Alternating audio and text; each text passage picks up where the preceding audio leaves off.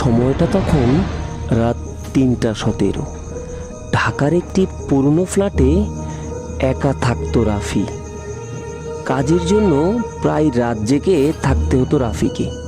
সেই দিনও ঠিক তেমনই একটি রাত ছিল।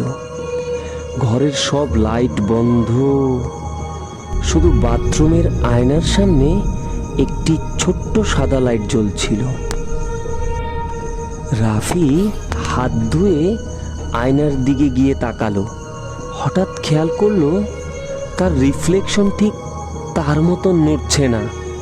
সে হাত তুলল, কিন্তু আয়নার মানুষটা একটু পরে তুলল। রাফি ভাবল হয়তো চোখের কোনো ভুল,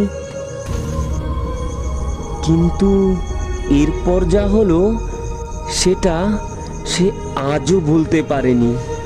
সে হাসলো না, কিন্তু আয়নার মানুষটা হাসলো ধীরে ধীরে, আর সেই হাসিটা ছিল অদ্ভুত।